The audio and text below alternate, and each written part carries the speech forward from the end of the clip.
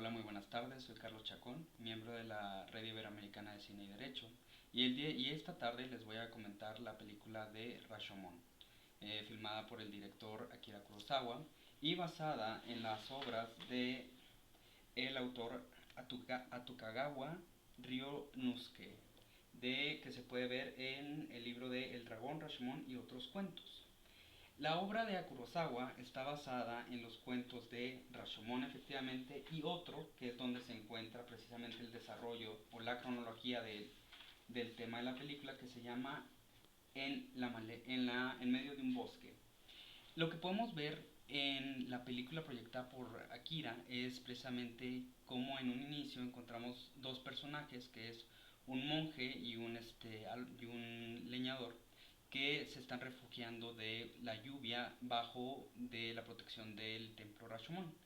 El templo Rashomon originalmente en el cuento no aparece más que como una referencia de la podedumbre que existe en el tiempo en el que fue escrito.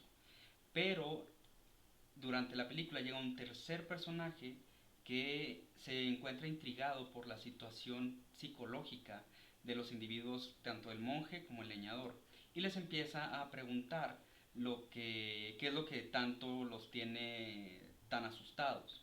El leñador empieza a platicar la cuestión de la existencia de un delito. El delito recae sobre un samurái que fue encontrado muerto precisamente a la mitad del bosque. Y después el monje relata cómo él vio precisamente al samurái y a su esposa cruzar cerca de él, o sea, los identifica para posteriormente ir dando el paso a la trama de lo que viene siendo el hilo conductor de la creación de la historia.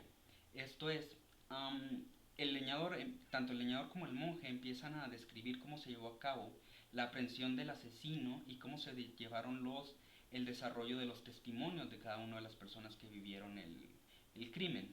Eh, obviamente, el leñador aparece como primer testigo, eh, haciendo, haciendo mención del crimen o declarando que existió el crimen del samurái. El monje sobre la existencia de que efectivamente el samurái y su esposa pasaron junto a él.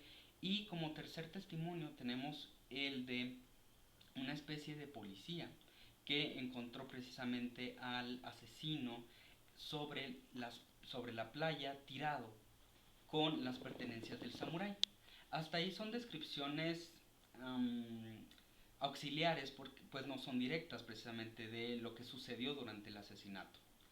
El primer testimonio directo es precisamente el del asesino, que empieza a relatar cómo sus deseos por tener a la esposa del samurái lo llevan a maquinar un conjunto de tretas para engañar al samurái con la codicia, diciéndole que existe un tesoro y lograr incapacitarlo después de que el samurái se vea engañado, para posteriormente engañar a la esposa del samurái y frente al samurái pues descargar sus pasiones, claro, deshonrando tanto al samurái y a la esposa de este. Posteriormente tenemos el relato de la esposa del samurái, donde efectivamente comparte el lugar, comparte la deshonra que sufre la esposa, y algo que olvidé comentar anteriormente, tanto el ladrón como la esposa hacen mención de la batalla que existió entre el ladrón y el samurái para mantener relativamente el honor. Sin embargo, el tercer relato directo que tenemos es precisamente el del samurái. El del samurái existe por medio de una medium que relata el cómo se llevó a cabo el asesinato y la postura de la esposa después de que sucedió el atraco por parte del criminal. Y precisamente también la batalla y la razón por la que terminó muerto el samurái, lo cual tenemos tres posturas que me interesan desarrollar ahorita. El ladrón lo que expresa es que fue él quien mató al samurái por fuerza y como para darle equivalencia o darle equidad al momento de la pelea al samurái, a petición de la esposa para poder sopesar su honor. De esta manera, mientras sucedía la batalla, la esposa logra huir.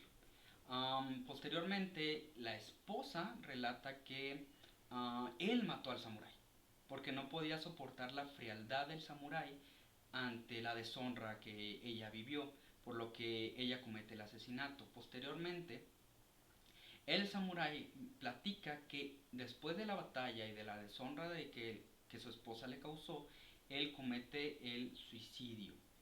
Mm, Al final tenemos un conjunto de interpretaciones que no nos permite llegar a la única verdad o a una verdad acreditable que nos indique la responsabilidad de una sola persona. Al parecer, todos los que se vieron involucrados en el crimen tienen la responsabilidad de la existencia del crimen. O sea, todos mataron al samurái, incluso el samurái. Y eso genera el efecto Rashomon. No podemos detectar quién dice la verdad o si la verdad existe o no.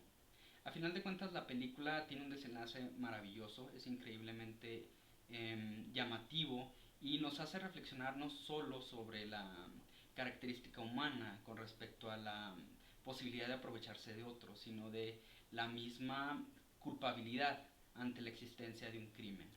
Lo que me interesaría resaltar es precisamente el desarrollo interpretativo que lleva a cabo la película. Primero, la película permite una comunicación que determina cuál es la relevancia y qué texto es necesario entender para la contingencia de un caso. Hasta dónde los relatos, hasta dónde el texto de la ley nos hace más amplios o más contingentes para alcanzar la verdad, tanto jurídica como real. Otro de los puntos más importantes es que la operación interpretativa disminuye la ambigüedad. Sin embargo, lo complejo o lo irónico en este caso es que conforme cada personaje trataba de disminuir la ambigüedad, aumentaba la ambigüedad al mismo tiempo. Entonces, eso es lo que conlleva al aumento y disminución recíproco de la complejidad. Después, la redundancia en los casos generalizados permite efectivamente disminuir la interpretación. Pero en casos particulares o tan particulares como el que se presenta en este caso, conlleva que es necesario salir de la generalización. Y eso para resolver por medio de la interpretación. Posteriormente, es imposible tener una razón homologada. Es por eso tan importante el efecto Rashomon, porque nos indica que es imposible tener una sola verdad, sino que cada quien tiene su percepción de la verdad, y eso se refleja en el derecho. Y ya por último, creo que es importante mencionar que a final de cuentas los personajes se dirigen a un tribunal, pero el tribunal jamás aparece. Parece que el tribunal fuéramos nosotros y quien tiene que decidir quién tiene la culpa somos nosotros, porque ellos expresan su situación, expresan su angustia, expresan su sufrir, su locura, y al final de cuentas nadie te dice quién es el culpable, sino que uno tiene que tomar al final la decisión de quién va a ser el responsable o si existe realmente un responsable en dicho caso. Ya eso se decidirá cuando ustedes vean la película que se están mencionando.